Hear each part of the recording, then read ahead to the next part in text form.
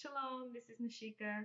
I wanted to make a video. I wanted to do a homeschool series, mainly because when I was first starting to homeschool, which I've only been homeschooling for a year, I was looking around for tips and ideas and information, and I didn't see a lot of Hebrews doing the homeschool video. So I know that was a resource that I was really looking for, and I figured that why wouldn't I just do it myself?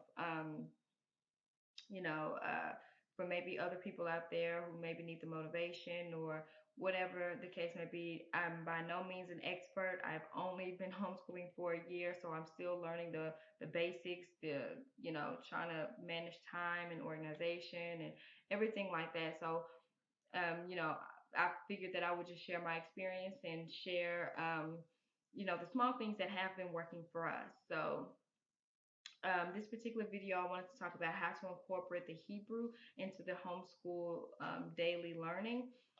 So, for me and my family, we've been practicing the Aleph Bayit for a while now. For the most part, all of our family, we can identify the letters, we can identify the letters, the sounds, and everything like that. When we initially started to do the Hebrew, we would, do the A, B, C, D cadence. We would just do it like that, like Aleph, Bet, Gimel, Dalet, Hey, Wal, Zayin. We would just do it like that. And our kids learned very easy. My husband actually put together a video that works really well that our children cleave to and they love, and that's all they ever want to do. So I can share that as well. It's not a professional or anything like that, but it's good enough for the kids to learn and for adults to learn as well. So we got the basic down, just knowing and being able to identify the letters when we see them and what sounds they make and everything like that. So that's what we did at first, was just learning the Aleph Bayit. We had a little poster that my husband made, and we did it that way. And since we got that basic part down, um, we ventured off from there. So one of the things, this is just something that I'm starting to do now. I made these flashcards. Now, like I said, our children know the letters and how they sound, how to pronounce them, and everything like that. So they don't know what they mean. So that's what these flashcards are for as well. So, for instance, I have this is what I made here. So a this is an olive. This is the paleo, and then this is the modern, and I show what it represents in English. This is an A, so it transliterates into an A. And then on the back, I have here what the letter means. So strength, leader, first. Then I have the letters again. Then a vowel. The olive is a vowel, and then it means ox too. Okay, so that's something that I just put together so the children can get down what it means. Okay, so this is another one. This is the Bayit, paleo, modern, transliterates into a B in English, and household, into family, and I tried to get like a modern looking tint. Now, some of the letters, of course, in the letters in Hebrew and paleo, there's more modern letters than there are in paleo because some of the letters have a final, and some of them don't. So, for instance, like this is a mem. This is the paleo mem. These are the modern mems. So there's a final mem, there's a final cough, and a final noon, things like that. So, and this transliterates to a M, and then on the back it tells you what it means: water, massive, chaos, things like that. So this is just basic information that the kids can learn, and so they can get down what the letters mean, because that's it's in depth too, understanding what they mean, and it helps you understand people's, when we go over names and things like that. It's a good foundation to have. So that has worked good. And of course, I have to say that the penmanship, of course, everybody's penmanship is different. So everybody Bayit might not look like everybody else's Bayit. Everybody's olive might not look, as long as it's the basic looking, we can identify it. That's what matters. My children are able to look at it the way that we write it, as well as when they look at it on text, they can identify the letter. So as long as they're able to work with different things, because even in some textbooks and some, if you print things off, Some of the words and letters are going to look a little bit different, but the more you work with it, the more that you're able to identify the letters that way. And of course, like I said, this is a learning process for us all, for the adults all the way down to the children. So, um, my children also range from 10 to 2. So my 10-year-old isn't always here. She's not here all the time throughout the year. But this is a good tool for all the children. Don't be afraid to teach the smallest of them all. They can learn as well. They can just sit in there, they learning too. So that's what I've learned. So my 2-year-old has picked up the Hebrew so easily, so fast, just by song. We've learned if we do songs, they can pick it up like that and they love it. So that's what we've been doing. We've been saying that we're going to start songs with if we want to incorporate like Tobe or whatever, just to say good. We can make a song out of that just so they can know what the letters are, and because kids learn fast and easy, and they learn by music. So that's what we've learned to do, and that works well with us. This is a book that a sister gave to us. This here is the Hebrew word picture. This works really good. This is a good resource. That this is also what I looked at when I was doing the flashcards.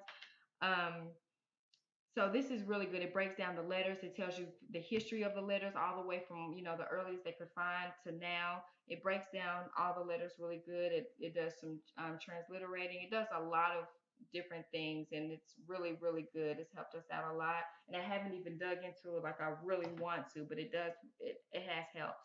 Um, Another thing that I've been doing with our oldest, even our nieces and our oldest daughters, what we have them do is they'll get a verse.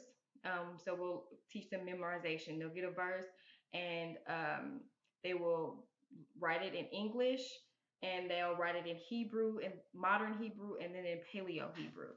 So this is an example of one here. This is Psalms 8:1. I don't know if you can see it. It might look like chicken scratch, but that's it in English. Then they have it in modern, and then in uh-oh. And then in paleo, this might be the wrong page. Is it the wrong page? Yeah. This is just where she broke down the words. But let me turn on this side. Sorry. This is it here. This is it in English, modern, and then paleo. So this is what helped my daughter learn it, because my daughter is really good at in the Hebrew.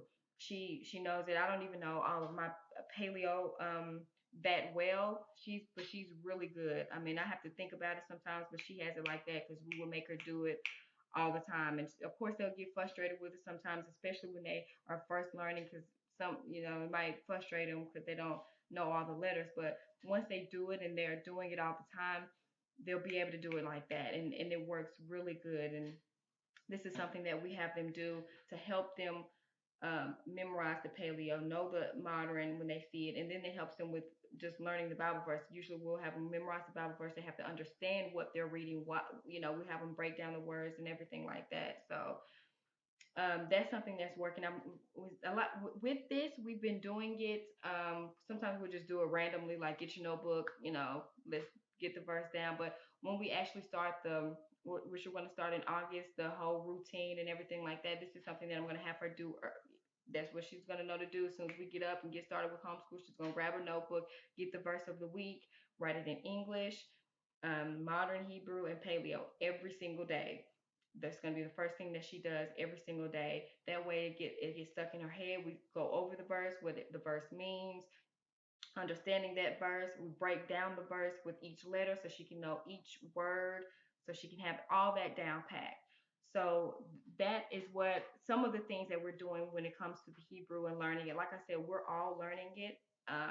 We're all still trying to get an understanding of it.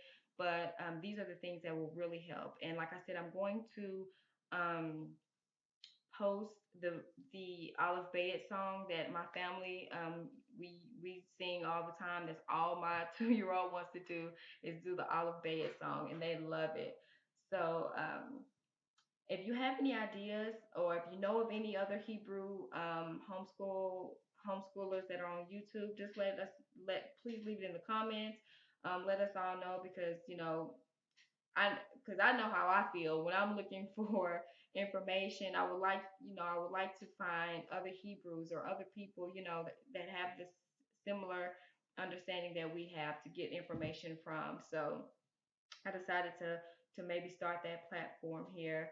So if there's any information, oh, I also want to say that Lamad Yahoo, he has they have like this new website that has a lot of Hebrew. They have like a part of the website that has a Hebrew corner, and it has a lot of Hebrew information there that's really good. It has from beginner to intermediate. It's really really good, and that's what we'll be pulling for resource as well throughout the year.